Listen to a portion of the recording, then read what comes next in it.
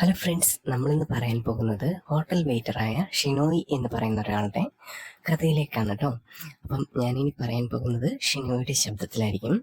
അപ്പം എല്ലാവരും കേട്ടിരിക്കുക. കേട്ടിരുന്ന് ഇഷ്ടപ്പെടുകയാണെന്നുണ്ടെങ്കിൽ ലൈക്ക് ചെയ്യുക, സബ്സ്ക്രൈബ് ചെയ്യുക. എൻ്റെ പേര് ഷിനോയ്. എനിക്കിപ്പോൾ ഏകദേശം 28 വയസ്സായിട്ടുണ്ട്. കല്യാണമൊന്നും കഴിഞ്ഞിട്ടില്ല. ആകെ ഒരു ഒറ്റാം തടിയായിട്ടുള്ള ഒരു മനുഷ്യനായിരുന്നു ഞാൻ. വീട്ടിലെ കുറച്ച് പ്രാരാബ്ദങ്ങളും കാര്യങ്ങളൊക്കെ കൊണ്ടാണ് നേരെ ഒരു വെയിറ്റർ പണിക്ക് ഞാൻ പുറത്തേക്ക് ഇറങ്ങിയത്. കുട്ടിക്കാലം തൊട്ട് തന്നെ പഠിത്തത്തിലും കാര്യങ്ങൾക്കും അത്ര വലിയ സാമർഥ്യം ഒന്നുമില്ലാത്തത് കൊണ്ട് തന്നെ 10ാം ക്ലാസ് തൊട്ട് തന്നെ പഠിപ്പും കാര്യങ്ങളും നിർത്തി.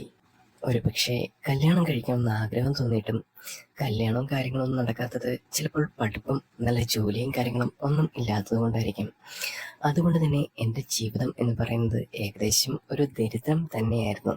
ഹോട്ടലിലെ വെയിറ്റർ എന്ന് പറഞ്ഞു കഴിഞ്ഞാൽ ഹോട്ടലിൽ റൂം എടുക്കുന്ന ആളുകൾക്ക് വേണ്ടിയിട്ട് ഫുഡും അവരുടെ സാധനങ്ങളും എല്ലാം ക്ലിയർ ചെയ്യുന്ന ഒരു പരിപാടിയായിരുന്നു എൻ്റേത്. ഇപ്പോൾ ഈ ഒരു ഹോട്ടലിൽ സേവനം അനുഷ്ഠിച്ചു തുടങ്ങിയ ശേഷം ഏകദേശം ഒരു 4 വർഷത്തോളമായി. പലതരത്തിലുള്ള കാഴ്ചകൾ ഞാൻ ഈ ഹോട്ടലിൽ കണ്ടിട്ടുണ്ട്. ചിലപ്പോഴൊക്കെ സിംഗിൾസ് ആയിട്ടുള്ള ആൾക്കാരൊക്കെ വന്ന് റൂം എടുക്കാറുണ്ട്, ചിലപ്പോൾ ഫാമിലീസ്, ചില സമയത്താണെന്നുണ്ടെങ്കിൽ ഈ കപ്പിൾസും കാര്യങ്ങളൊക്കെ വരുന്നത് കാണാം. അങ്ങനെ ഓരോരുത്തർക്കും ഓരോ സർവീസ് എന്ന പോലെയാണ് ഞാൻ കൊടുക്കാറ്. ഒരു കല്യാണം കഴിക്കാത്ത ഒരാളെന്ന രീതിയിൽ ചില സമയത്താണെന്നുണ്ടെങ്കിൽ മാരീഡ് ആയിട്ടുള്ള ആൾക്കാർ വരുന്ന സമയത്ത് എനിക്ക് അസൂയ തോന്നാറുണ്ട്. കാരണം ആ ഹോട്ടലിൽ കുറച്ച് റിസോർട്ടും കാര്യങ്ങളൊക്കെ ഉണ്ടായിരുന്നു. അവിടെയൊക്കെ അവരിങ്ങനെ നടന്നു പോകുന്നത് കാണുമ്പോൾ ഞാനിങ്ങനെ നോക്കി നിൽക്കും. ഞാൻ ചിലപ്പോൾ കല്യാണം കഴിച്ചു കഴിഞ്ഞാൽ ഇങ്ങനെയൊക്കെ നടക്കണമല്ലോ എന്നൊക്കെ ആലോചിച്ച് ഒന്ന് ചമ്മും. ഇനി ചില സമയത്താണെന്നുണ്ടെങ്കിൽ സിംഗിൾസ് ആയിട്ടുള്ള ചില ആൾക്കാർ അങ്ങനെ ഗേൾസ് വരുന്ന സമയത്ത് ഞാനൊന്ന് പ്രണയിക്കാനൊക്കെ നോക്കിയിട്ടുണ്ട്. പക്ഷേ എൻ്റെ ജോലിയും കാര്യങ്ങളൊക്കെ ആയതുകൊണ്ട് ആ സമയത്ത് അവർക്ക് എന്നോട് പ്രണയവും കാര്യങ്ങളോ ഒന്നും തോന്നാറില്ല. അത് തന്നെയായിരുന്നു എൻ്റെ അവസ്ഥ. പിന്നെ ചില സമയത്ത് വരുന്നത് ചില ഒരു കപ്പിൾസും കാര്യങ്ങളൊക്കെയാണ്. ഈ ലിവിങ് ടുഗദറൊക്കെ അടിച്ചു പൊളിച്ച് ജീവിക്കുന്ന ചില മനുഷ്യന്മാർ. അങ്ങനെയുള്ള ചില ആൾക്കാരെയും ഞാൻ ഇങ്ങനെ കണ്ടിട്ടുണ്ട്. ആ ഹോട്ടലിലാണ് അവരുടെ ജീവിതവും കാര്യങ്ങളൊക്കെ. അവർക്കും ഞാൻ സർവീസും കാര്യങ്ങളൊക്കെ ചെയ്തിട്ടുണ്ട്. ഇനി ഈ ഹോട്ടലിൽ വെച്ചുണ്ടായ ചില അനുഭവങ്ങൾ ഞാൻ നിങ്ങളോട് ഷെയർ ചെയ്യാം. അതിലൊന്നാമത്തേത് ഒരു അപ്പാപ്പനും അമ്മാമ്മയായിരുന്നു. അവരൊരു പക്ഷേ അവരുടെ വാർദ്ധക്യം ആഘോഷിക്കാനായിട്ട് ഇറങ്ങിയതാണെന്ന് എനിക്ക് തോന്നിപ്പോയി. മറ്റൊന്നും ആയിരുന്നില്ല. ഒരു സമയത്താണെന്നുണ്ടെങ്കിൽ അവർക്ക് നല്ല രീതിയിലുള്ള സർവീസും കാര്യങ്ങളും ഞാൻ കൊടുത്തു. വന്ന സമയത്താണെന്നുണ്ടെങ്കിൽ അപ്പാപ്പൻ്റെ ബാഗും കാര്യങ്ങളും വാങ്ങിച്ചു പിടിച്ചത് ഞാനായിരുന്നു. അങ്ങനെ ആ ബാഗും കാര്യങ്ങളൊക്കെ റൂമിൽ കൊണ്ടുവച്ചു.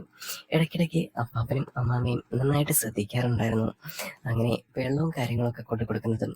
പിന്നെ ഇടയ്ക്കിടയ്ക്ക് ഞാൻ തന്നെ ചെന്ന് ചോദിക്കുമായിരുന്നു അവരുടെ അടുത്ത്, ഭക്ഷണവും കാര്യങ്ങളും എന്തെങ്കിലും വേണോ, എന്തെങ്കിലും ഞാൻ വാങ്ങിച്ചുകൊണ്ട് വരണോ, അല്ല ഹോട്ടലിൽ തന്നെ ഇല്ലാത്തതും പുറത്തുനിന്നായിട്ടുള്ള ഭക്ഷണങ്ങളോ കാര്യങ്ങളൊക്കെ വേണമെങ്കിൽ ഞാനങ്ങനെ കൊണ്ടു കൊടുക്കാറുണ്ടായിരുന്നു. അതൊക്കെ അപ്പാപ്പനും അമ്മമ്മയ്ക്കും നല്ലതായിട്ട് ഇഷ്ടപ്പെട്ടു. അങ്ങനെ അവർ പോയ സമയത്താണെന്നുണ്ടെങ്കിൽ എനിക്ക് ഏകദേശം 500 രൂപ ടിപ്പായിട്ട് തന്നു. എനിക്ക് അത് ഒരുപാട് ഇഷ്ടപ്പെട്ടു. ആ ഒരു കസ്റ്റമേഴ്സിനെ ഞാൻ ഒരിക്കലും മറക്കില്ല. ഇനി എൻ്റെ ജീവിതത്തിൽ മറ്റൊരു അനുഭവമായിരുന്നു ഉണ്ടായിരുന്നത്. ഒരു ഫാമിലി, അതാണെന്നുണ്ടെങ്കിൽ ഒരു ഭാര്യയും ഭർത്താവും 2 കുട്ടികളുമായിരുന്നു.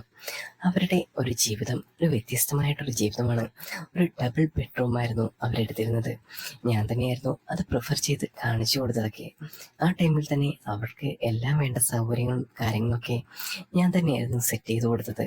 അതുകൊണ്ട് അവരാണെന്നുണ്ടെങ്കിൽ ഒരു പ്രത്യേക പരിഗണന എനിക്ക് തന്നിരുന്നു. അയാളുടെ പേര് ജോസഫ് എന്നായിരുന്നു. ആള് നല്ലൊരു മനുഷ്യനാണ്. എന്തോ എഞ്ചിനീയറിംഗ് വർക്കോ കാര്യങ്ങളൊക്കെയാണ് ആളുടെ ഡ്യൂട്ടിയും കാര്യങ്ങളൊക്കെ.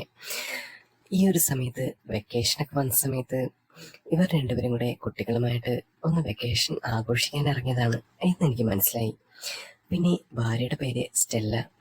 ആളൊരു ടീച്ചറാണെന്ന് എനിക്ക് കണ്ടപ്പോൾ തന്നെ മനസ്സിലായി. ഏകദേശം 35 വയസ്സുണ്ടായിരിക്കും സ്റ്റെല്ലയുടെ പ്രായം.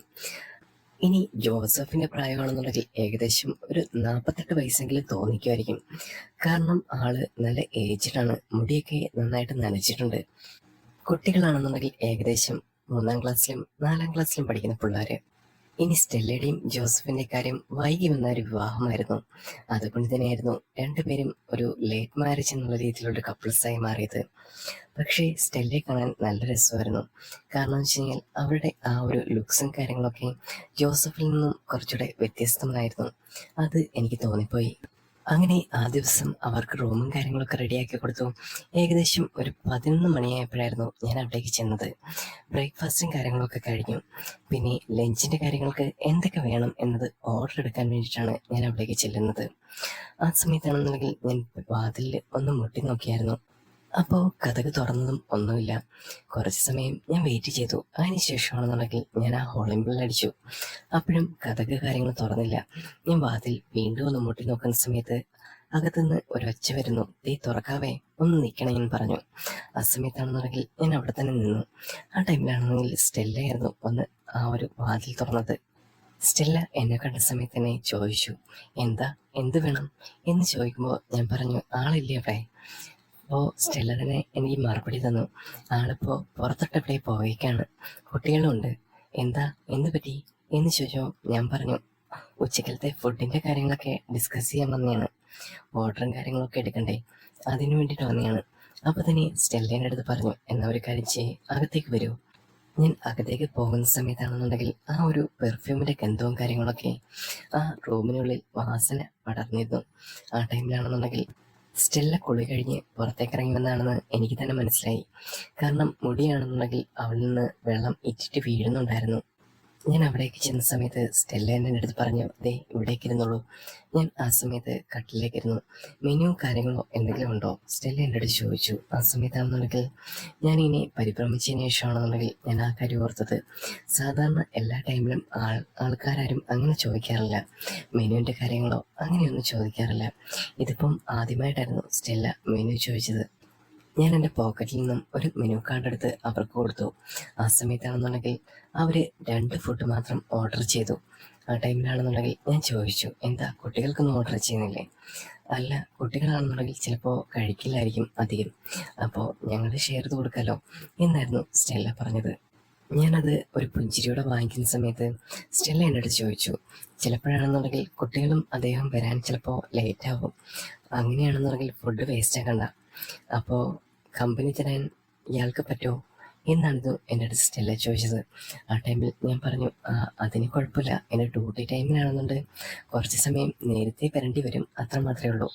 ഏതായാലും നോക്കട്ടെ, അവർ വന്നില്ല എന്നുണ്ടെങ്കിൽ താൻ വരണം കേട്ടോ" എന്നായിരുന്നു സ്റ്റെല്ല പറഞ്ഞത്. അങ്ങനെ ഏകദേശം ഒരു മണി കഴിഞ്ഞ സമയത്താണെന്നുണ്ടെങ്കിൽ സ്റ്റെല്ല ആ റിസപ്ഷനിലേക്ക് വിളിക്കുന്നു. ആ ടൈമിലാണെങ്കിൽ ഞാനായിരുന്നു ഫോൺ എടുത്തത്. അപ്പോൾ തന്നെ സ്റ്റെല്ല എൻ്റെ അടുത്ത് പറഞ്ഞു, "അതെ, അവരാരും വന്നിട്ടില്ല. അപ്പോൾ നേരത്തെ പറഞ്ഞതുപോലെ ഒരു കമ്പനിക്ക് വരാൻ പറ്റില്ലേ?" എന്ന് ചോദിച്ചപ്പോൾ ഞാൻ തന്നെ പറഞ്ഞു, "അയ്യോ, ഞാനാണെന്നുണ്ടെങ്കിൽ ഊണ് കഴിക്കാനായിട്ട് എടുക്കുന്നേ ഉള്ളായിരുന്നുള്ളൂ." അപ്പോൾ തന്നെ സ്റ്റെല്ല പറഞ്ഞു, "എന്നാൽ പിന്നെ പെട്ടെന്ന് ഇങ്ങോട്ട് പോരെ, ഇവിടാണെന്നുണ്ടെങ്കിൽ നല്ല കമ്പനിക്കുണ്ടല്ലോ." അപ്പോൾ ഞാൻ അവിടേക്ക് ചെന്നു. അവിടെ ചെന്ന സമയത്താണെന്നുണ്ടെങ്കിൽ ഞാൻ ഓർഡർ ചെയ്ത് കൊടുത്തുവിട്ട അതേ ഫുഡും കാര്യങ്ങളൊക്കെയാണ് അവിടെ ഉണ്ടായിരുന്നത്. അങ്ങനെ ആ ദിവസമാണെന്നുണ്ടെങ്കിൽ സ്റ്റെല്ലയും ഞാനും കൂടെ ആ ഒരു ടേബിളിൽ ഇരുന്നിട്ട് ഭക്ഷണവും കാര്യങ്ങളെല്ലാം കഴിച്ചു. അതിനുശേഷം സ്റ്റെല്ല എൻ്റെ അടുത്ത് റിക്വസ്റ്റ് ചെയ്തു, "അതെ, അവർ വരുന്നവരെ എനിക്കൊരു കമ്പനി തരാൻ ഒന്ന് പറ്റുമോ?" എന്ന് ചോദിക്കുന്ന സമയത്ത് ഞാൻ പറഞ്ഞു, "പിന്നെന്താ, പക്ഷേ അവർ വന്നു കഴിയുന്ന സമയത്ത് നമ്മളെ രണ്ടുപേരും ഇവിടെ ഇരിക്കുന്ന കണ്ടു കഴിഞ്ഞാൽ അത് ബുദ്ധിമുട്ടാവില്ലേ? ഇനി എൻ്റെ നേരെ എന്തെങ്കിലും പ്രശ്നം ഉണ്ടാക്കോ? കാരണം ഞാനൊരു വെയിറ്റർ മാത്രമാണല്ലോ, അല്ലാതെ നിങ്ങളുമായിട്ട് അധികം പരിചയമില്ലാത്ത ഒരാളല്ലേ. അപ്പോൾ അങ്ങനെ ഒരു സിറ്റുവേഷൻ ഉണ്ടാവോ?" അപ്പോൾ തന്നെ സ്റ്റെല്ല പറഞ്ഞു, "അവർ വരുന്ന സമയമൊക്കെ ഏകദേശം എനിക്കറിയാം. അതിന് മുമ്പ് നിങ്ങൾ പോയാൽ മതി."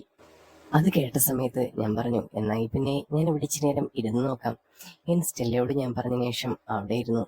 അങ്ങനെ അന്നത്തെ ദിവസമാണെന്നുണ്ടെങ്കിൽ സ്റ്റെല്ലയായിട്ട് കുറേ നേരം ഇരുന്ന് സംസാരിച്ചു. ഏകദേശം 2 മണി അത് കഴിഞ്ഞ സമയത്ത് ഭക്ഷണവും കാര്യങ്ങളും എല്ലാം കഴിച്ചു തീർന്നു എന്നുണ്ടെങ്കിൽ പിന്നെയുള്ള ഏകദേശം ഒരു 4:30 വരെ ഞങ്ങളുടെ സംസാരമായിരുന്നു. അപ്പോൾ ഏകദേശം 4:30 കഴിഞ്ഞപ്പോൾ 2 പേർക്കും പിരിഞ്ഞു പോകാൻ ഒരു ബുദ്ധിമുട്ട്. നല്ല സൗഹൃദത്തിൻ്റെ സംഭാഷണങ്ങൾ അത് കൊഴിഞ്ഞുകൊണ്ടാവാം ഞങ്ങൾ രണ്ടുപേരും അവിടെ തന്നെ ഇങ്ങനെ ഇരുന്നു. അപ്പോഴായിരുന്നു സ്റ്റെല്ല പറഞ്ഞത്, "എന്നെങ്കിൽ പിന്നെ താൻ പൊക്കോളൂ, ഇപ്പം അവർ വരാൻ നേരമായിട്ടുണ്ട്, പിന്നെ വേറെ ഒന്നും വിചാരിക്കണ്ടല്ലോ" എന്നൊക്കെ അവള് എൻ്റെ അടുത്ത് പറഞ്ഞു. അങ്ങനെ 4:30 ഞാൻ ആ റൂം വിട്ടിറങ്ങി. എനിക്ക് നല്ല സങ്കടം ഉണ്ടായിരുന്നു. സ്റ്റെല്ലയെടുത്ത് കുറേ നേരം സംസാരിച്ചിരിക്കാനും പിന്നെ അത്രയും നാളും ആരും തരാത്ത ഒരു അനുഭവം കാര്യങ്ങളൊക്കെ സ്റ്റെല്ല എനിക്ക് പറഞ്ഞു തരുമ്പോൾ എനിക്കാണെന്നുണ്ടെങ്കിൽ അവിടം വിട്ട് പോകാൻ തോന്നുന്നില്ലായിരുന്നു. പക്ഷേ ഒരു വിഷമത്തോടെ ഞാൻ പുറത്തേക്കിറങ്ങി. അവരെ റൂം വെക്കറ്റ് ചെയ്ത് പോകുന്ന സമയത്ത് സ്റ്റെല്ലയെ എന്നെ നോക്കി. ആ ടൈമിൽ ഇനിയും വരാം എന്നായിരുന്നു അവൾ പറഞ്ഞത്. അപ്പോഴായിരുന്നു എനിക്കൊരു ആശ്വാസം വന്നത്. അന്നത്തെ സമയം പോകുന്ന ടൈമിൽ സ്റ്റെല്ല എനിക്ക് അവളുടെ മൊബൈൽ നമ്പറും കാര്യങ്ങളൊക്കെ തന്നു. ഇടയ്ക്ക് വിളിയും കോണ്ടാക്ട്സും ഒക്കെ ഉണ്ട്. നല്ല കമ്പനിയാണ് ഞങ്ങൾ രണ്ടുപേരും. അങ്ങനെ സ്റ്റെല്ലയും ഫാമിലിയും എല്ലാവരും പോയി കഴിഞ്ഞപ്പോൾ പിന്നെ എൻ്റെ ലൈഫിൽ ഏറ്റവും നല്ല അനുഭവം ഉണ്ടായിരുന്നു ആൻ വന്ന സമയത്ത്. ആൻ എന്ന പേരെന്ന് വെച്ചാൽ ആനി എന്നാണ് കേട്ടോ. ആനിയിൽ നിന്ന് തന്നെ പറഞ്ഞു തുടങ്ങാം. ആനി വന്ന സമയമാണെന്നുണ്ടെങ്കിൽ ഏകദേശം ഒരു 8 മണിയൊക്കെ ആയിരുന്നു വെളുപ്പിന്. ആ സമയത്ത് ഞാനായിരുന്നു അവളുടെ ആ ഒരു കാര്യങ്ങളും അറ്റൻഡും ഒക്കെ ചെയ്തത്. അപ്പോൾ തന്നെയാണെന്നുണ്ടെങ്കിൽ ആള് അത്യാവശ്യം ദേഷ്യക്കാരിയാണെന്ന് എനിക്കപ്പോൾ തന്നെ മനസ്സിലായിരുന്നു. അത് മറ്റൊന്നും കൊണ്ടല്ല, ആളുടെ ആ പവറും പിന്നെ ആ ഇംഗ്ലീഷിലുള്ള സംസാരമൊക്കെ കണ്ടിട്ടാണ്. ആളെ കണ്ടു കഴിഞ്ഞാൽ അത്യാവശ്യം വണ്ണമുള്ള ഒരു പ്രകൃതമാണ്. പിന്നെ ഏകദേശം നല്ല നീളവും എല്ലാം ഉണ്ട്. ഒരു ഇരുനിറമാണെന്നുണ്ടെങ്കിലും മേക്കപ്പ് ഇട്ടാണെന്നുണ്ടെങ്കിൽ ആള് നല്ല വൈറ്റിഷ് ആക്കി വെച്ചിട്ടുണ്ട്. അതാണ് ആളുടെ ഒരു പ്രത്യേകത എന്ന് വെച്ച് കഴിഞ്ഞാല് മുടിയാണെന്നുണ്ടെങ്കിൽ പിന്നിലേക്ക് ചീകിയിട്ടിട്ടുണ്ട്. അതൊക്കെ തന്നെയായിരുന്നു ആളുടെ വേഷം. പിന്നെ മോഡേണും കൂടെ ആയതുകൊണ്ട് തന്നെ കാണാൻ നല്ല ഭംഗിയും കാര്യങ്ങളൊക്കെ ഉണ്ടായിരുന്നു. ഞാൻ ആ സമയത്ത് തന്നെ അവൾ വന്ന സമയത്ത് റൂമിന്റെ പർപ്പസും കാര്യങ്ങളൊക്കെ എഴുതി വാങ്ങിച്ചു. അവിടെ ഇവിടെ ഇന്റർവ്യൂ കാര്യങ്ങളൊക്കെ ഉണ്ടെന്നാണ് ആളെൻ്റെ അടുത്ത് പറഞ്ഞത്. പിന്നെ ഈ സ്ഥലങ്ങളൊക്കെ ഒന്ന് കണ്ടിട്ട് പോകണം എന്നൊരു ധിക്കാര ഭാഷയിലായിരുന്നു ആളെൻ്റെ അടുത്ത് പറഞ്ഞത്. ഞാനെല്ലാം അതേപോലെ തന്നെ കേട്ടെഴുതി വെച്ചു. ശേഷം ഞാൻ അവളോട് ചോദിച്ചു എത്ര ദിവസത്തേക്ക് റൂം വേണം. ആ ടൈമിൽ അവൾ പറഞ്ഞു 3 ദിവസത്തേക്ക് വേണം. എല്ലാ കാര്യങ്ങളും കഴിഞ്ഞിട്ട് പോകുമ്പോൾ 3 ദിവസമാവും എന്നായിരുന്നു ആള് പറഞ്ഞത്. ഞാൻ എഴുതി വെച്ചു. ശേഷം അവളുമായിട്ട് ഡോറിന്റെ കീയും കാര്യങ്ങളും പിന്നെ അവളുടെ ബാഗും കാര്യങ്ങളും എല്ലാം എടുത്തിട്ട് ലിഫ്റ്റ് വഴി ഞാനാണെന്നുണ്ടെങ്കിൽ 5ാം നമ്പർ റൂമിലേക്ക് പോയി. ആ സമയത്താണെന്നുണ്ടെങ്കിൽ ആളാണെന്നുണ്ടെങ്കിൽ വളരെ മോഡേണും സ്റ്റൈലിഷൊക്കെ ആയിട്ടാണ് നടക്കുന്നതൊക്കെ. ആ നോട്ടവും നടത്തിയൊക്കെ കണ്ടു കഴിഞ്ഞാൽ ഒരു മിസ് ഇന്ത്യ പോകുന്നതൊക്കെ തോന്നും. അത്യാവശ്യം വണ്ണവും പ്രകൃതമൊക്കെയുള്ള ഒരു മിസ് ഇന്ത്യ എന്ന് വേണം പറയാൻ. അങ്ങനെയായിരുന്നു ആനയും ഞാനും കൂടെ അവിടേക്ക് ചെല്ലുന്നത്. ആ ഒരു നിമിഷമായിരുന്നു ഞാൻ പെട്ടെന്ന് ശ്രദ്ധിച്ചത്. ആനയുടെ മുഖത്തിന് താഴെ ഒരു കാക്കപ്പുള്ളി ഉണ്ടായിരുന്നു. ആ സമയത്ത് നമ്മൾ പെട്ടെന്ന് കണ്ടു കഴിഞ്ഞാൽ അത് ശ്രദ്ധിക്കത്തില്ല. പക്ഷേ അത് ആനയുടെ ഒരു സൗന്ദര്യത്തിന്റെ അടയാളം പോലെ എനിക്കിങ്ങനെ തോന്നിയിട്ടുണ്ടായിരുന്നു. അങ്ങനെ ഞാൻ എൻ്റെ ആ ഒരു ബാഗും കാര്യങ്ങളൊക്കെ എടുത്ത് അവളുടെ റൂമിലേക്ക് കൊണ്ടുവച്ച സമയത്ത് അവളാണെന്നുണ്ടെങ്കിൽ എന്നെ ഇങ്ങനെ നോക്കി. ശേഷം ഞാനും ഇങ്ങനെ നോക്കി നിന്നു. പെട്ടെന്ന് അവൾ ചോദിച്ചു എന്തിനെങ്ങനെ നോക്കുന്നേ, ടിപ്പ് വല്ലതും വേണോ എന്നായിരുന്നു ആളുടെ പ്രതികരണം. അപ്പോൾ ഞാൻ പറഞ്ഞു അങ്ങനെയൊന്നുമില്ല. പെട്ടെന്ന് അവൾ ആ ഒരു പേഴ്സിൽ നിന്നും ഒരു 500 രൂപ എടുത്ത് എൻ്റെ കയ്യിലേക്ക് വെച്ച് തന്നിട്ട് പൊക്കോളൂ, ഇനി നിങ്ങളുടെ സേവനമൊന്നും വേണമെന്ന് എനിക്ക് ആവശ്യമില്ല. അപ്പോൾ തന്നെ അവളത് മുഖത്തടിച്ച പോലെ പറയുന്ന സമയത്ത് എനിക്ക് തന്നെ തോന്നി ഇനി ഞാൻ പറഞ്ഞതോ പ്രവർത്തിച്ചതോ എന്തെങ്കിലും അവൾക്ക് ഇഷ്ടമായി കാണില്ലേ. ഞാൻ ഒരു സങ്കടപ്പെട്ട മുഖത്തോടെ അവിടുന്ന് നേരെ റിസപ്ഷനിലേക്ക് പോയി. അവിടെ ചെന്നിട്ടും എനിക്ക് നല്ല വിഷമവും കാര്യങ്ങളൊക്കെ ഉണ്ടായിരുന്നു. ഛേ, ഇനി ഞാനെന്തെങ്കിലും മോശമായിട്ട് ചെയ്തോ എന്നൊക്കെയുള്ള ചിന്ത എൻ്റെ മനസ്സിൽ കൂടി. അങ്ങനെ ഞാൻ അവിടെ ചെല്ലുന്ന സമയത്താണെന്നുണ്ടെങ്കിൽ അവൾ ഫുഡുമായിട്ട് ചെല്ലുമ്പോഴും വെയിറ്റിംഗ് റൂമിൻ്റെ അടുത്ത് അവിടെ ഇങ്ങനെ നിർത്തുമായിരുന്നു. എന്നെ മുറിക്കകത്തോടൊന്നും കയറ്റിയതേയില്ല. എനിക്ക് ആകെപ്പാടെ നല്ല വിഷമം തോന്നി.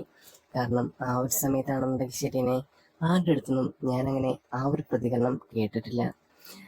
അങ്ങനെ ഞാൻ ആ സമയത്ത് ആ ഒരു ഫുഡും കൊണ്ട് പുറത്ത് തന്നെ നിന്നു. ആ ടൈമിലും ആള് പറഞ്ഞു ഇങ്ങ് തന്നാൽ മതി, ഞാൻ അകത്ത് കൊണ്ടുപോയി വെച്ചോളാം എന്ന് പറഞ്ഞുകൊണ്ട് എൻ്റെ കയ്യിൽ നിന്ന് ഫുഡും കാര്യങ്ങളെല്ലാം വാങ്ങിച്ച് അത് അകത്ത് കൊണ്ടുപോയി അവൾ വെച്ചു. അങ്ങനെ ആ ഒരു സമയത്ത് ഞാനാണെന്നുണ്ടെങ്കിൽ തിരിച്ച് വീട്ടിലേക്ക് ചെന്നു. അങ്ങനെ ആ ടൈമിലാണെങ്കിലും ഞാൻ ഇവളുടെ കാര്യം ആലോചിച്ചു. ഇതിപ്പോൾ വന്നിട്ട് 1.5 ദിവസമായി. ആളാണെന്നുണ്ടെങ്കിൽ എന്നോടൊന്നും മിണ്ടുന്നത് പോലുമില്ല. സാധാരണ കസ്റ്റമേഴ്സൊക്കെ ആണെന്നുണ്ടെങ്കിൽ എൻ്റെ അടുത്ത് എന്തെങ്കിലുമൊക്കെ സംസാരിക്കുന്നതാണ്. ഇത് ആദ്യമായിട്ടാണ് ഇങ്ങനൊരു മോഡയും കാര്യങ്ങളൊക്കെ. ഞാൻ എന്ത് ചെയ്തിട്ടാണ് എന്നൊക്കെ ഞാൻ തന്നെ മനസ്സുകൊണ്ട് ആലോചിച്ചു. അങ്ങനെ ഒരു ദിവസമായിരുന്നു ഞാൻ വെളുപ്പാങ്കാലത്ത്, അതായത് 3ാമത്തെ ദിവസം. ആ ടൈമിൽ വെളുപ്പാങ്കാലത്ത് ഞാൻ ആ ഒരു ഫുഡും കാര്യങ്ങളൊക്കെ ആയിട്ട് അവളുടെ റൂമിൻ്റെ അടുത്തേക്ക് ചെന്നു. ഞാൻ അവിടെ ചെന്ന് നിൽക്കുന്ന സമയത്താണെന്നുണ്ടെങ്കിൽ ഞാൻ കുറേ നേരം വോളിബോളും കാര്യങ്ങളൊക്കെ അടിച്ചു. ആള് വരുന്നുണ്ടെന്ന് പറഞ്ഞ് അവിടുന്ന് വന്നു. ഞാൻ അവിടെ നിൽക്കുന്ന സമയത്ത് തന്നെ അവള് ആ റൂം തുറന്നു. ആ ടൈമിൽ ഞാൻ കാണുന്നതെന്ന് വെച്ച് കഴിഞ്ഞാൽ അത്യാവശ്യം നല്ലൊരു സുന്ദരിയായ പെൺകുട്ടി എൻ്റെ മുന്നിൽ നിൽക്കുന്ന കണക്കാണ് എനിക്ക് തോന്നിയത്. ആ ടൈമിൽ ഞാൻ പറഞ്ഞു മാഡം, നിങ്ങളുടെ ഫുഡും കാര്യങ്ങളൊക്കെ റെഡിയാണ്, ബ്രേക്ക്ഫാസ്റ്റ് ആണ്, കഴിച്ചാട്ടെ എന്ന് ഞാൻ പറയുന്ന സമയത്ത് പുള്ളിക്കാരി ഒരു ധാർഷ്ട്യത്തോടെ അത് വാങ്ങിച്ചു. ഞാൻ പിന്നെ അവരൊന്നും സംസാരിക്കത്തില്ലല്ലോ. അതുകൊണ്ട് തന്നെ തിരിച്ചു പോകാനായിട്ട് നടന്നു. ആ സമയത്ത് പിന്നിൽ നിന്നും അവരെന്നെ വിളിക്കുന്നുണ്ടായിരുന്നു, എടോ ഒന്ന് നിന്നേന്ന് പറഞ്ഞിട്ട്. അപ്പോൾ ഞാനത് ശ്രദ്ധിച്ച് അങ്ങോട്ട് തിരിഞ്ഞു നിന്നു. അവര് എന്നെ അവിടേക്ക് വിളിക്കുന്നുണ്ടായിരുന്നു. ഞാൻ അവിടേക്ക് ചെന്നു. താനാണെന്നുണ്ടെങ്കിൽ ഒരു കാര്യം ചെയ്യും, ഇവിടെ ആണെന്നുണ്ടെങ്കിൽ ആ ബാത്റൂമിന്റെ പൈപ്പ് ലീക്കാണ്, കുളിക്കാനൊന്നും പറ്റുന്നില്ല, വെള്ളം ഇങ്ങനെ ഇറ്റിറ്റ് വീഴുന്നുണ്ട് എന്ന് പറഞ്ഞുകൊണ്ട് എന്നെ അങ്ങോട്ട് വിളിച്ചു. അപ്പോൾ ഞാൻ അവിടേക്ക് ചെന്ന സമയത്ത് ബാത്റൂമിൻ്റെ അടുത്ത് ഞാൻ അങ്ങോട്ട് ചെന്നു. ആ ടൈമിൽ തന്നെ അവളെൻ്റെ അടുത്ത് നേരത്തെ പറഞ്ഞായിരുന്നല്ലോ അവിടെ ലീക്കും കാര്യങ്ങളൊക്കെ ഉണ്ടെന്ന്.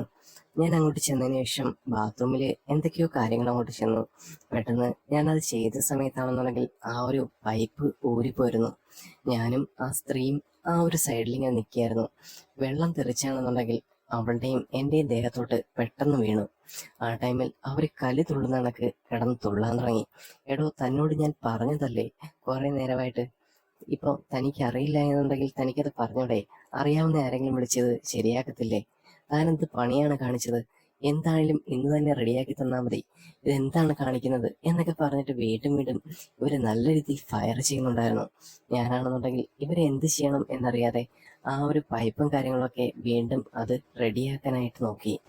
അങ്ങനെ ഒരു സമയത്ത് ഞാൻ പെട്ടെന്ന് തന്നെ അത് റെഡിയാക്കി. അത് കറക്റ്റാക്കി കൊടുക്കുമ്പോൾ അവരാ കരുതുള്ളിൽ നിൽക്കുന്നവർ പെട്ടെന്ന് അതിലേക്ക് ശ്രദ്ധിച്ചു. ഓ, റെഡിയാക്കിയോ താൻ? ഞാൻ വിചാരിച്ചു ഇന്ന് മൊത്തം അവിടെ കടലാക്കുമെന്ന്. അങ്ങനെ ഞാനും അവരും കൂടെ നോക്കുന്ന സമയത്ത് കുറച്ച് സമയം ഇങ്ങനെ നോക്കിക്കൊണ്ട് നിന്നു. ആ ടൈമിൽ എൻ്റെ ശരീരം മൊത്തം വെള്ളം തെറിച്ചു വീണുണ്ടായിരുന്നു. അപ്പോൾ അവരെയും ഞാൻ നോക്കി, അവരും കുളിച്ച് നിൽക്കുകയാണ്. ആ ടൈമിൽ തന്നെ അവർ പറഞ്ഞു, ഇതെല്ലാം ഒന്ന് വൃത്തിയാക്കിയിട്ട് പോ, ഞങ്ങളെ ഇനി ഇതെല്ലാം ഞാൻ വൃത്തിയാക്കണോ എന്ന് അവരെന്നോട് ചോദിച്ചു. അങ്ങനെ ആ സമയം എല്ലാ കാര്യങ്ങളും വൃത്തിയാക്കി ആ ഒരു മുറിയും കാര്യങ്ങളും ഒന്നും വൃത്തിയാക്കുമ്പോൾ എൻ്റെ ശരീരത്ത് മൊത്തം വെള്ളം ഉണ്ടായിരുന്നു. അപ്പോൾ അതിനും അവർ കുറ്റം പറയുന്നുണ്ടായിരുന്നു.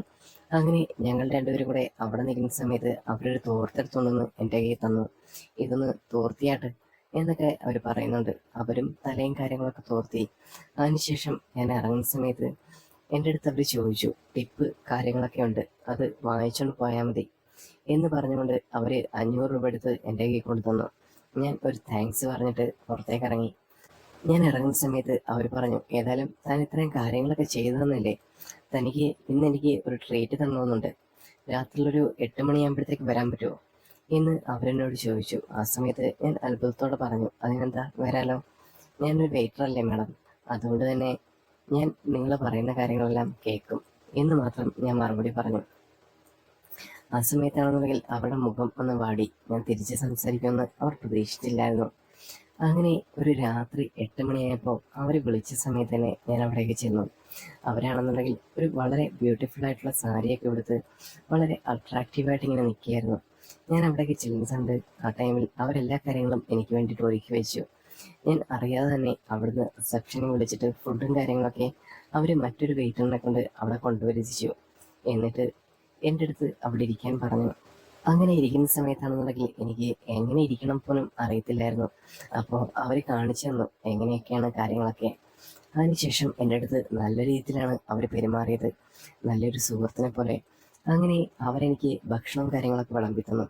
ആ ടൈമിൽ അവർ പോകുന്നതുകൊണ്ടാണോ എന്താണെന്ന് അറിയില്ല, അതുവരെയും കാണിച്ച ഒരു സ്നേഹമോ കാര്യങ്ങളോ അല്ലായിരുന്നു ഇപ്പോൾ. നല്ല സ്നേഹത്തോടോ നല്ല പ്രകടനത്തോടെയൊക്കെ അവർ കാണിക്കുന്നുണ്ടായിരുന്നു. എനിക്ക് നല്ലപോലെ ഇഷ്ടപ്പെട്ടു അവരുടെ പെരുമാറ്റ രീതികളും കാര്യങ്ങളൊക്കെ. ഞാൻ ഒരു നിമിഷം ആലോചിച്ചു, ഇങ്ങനെ തന്നെ എല്ലാ ടൈമിലും കാണിച്ചിരുന്നുവെങ്കിൽ ഞങ്ങൾ തമ്മിൽ എന്നേ ഫ്രണ്ട്ഷിപ്പ് ആയനെ. ഇതിപ്പോൾ പോകാറായില്ലേ എന്ന് ഞാൻ ചിന്തിച്ചിരിക്കുന്ന സമയത്ത് താനെന്തായി ആലോചിക്കുന്നേ? അല്ല, ഞാനൊന്നും ആലോചിച്ചില്ല.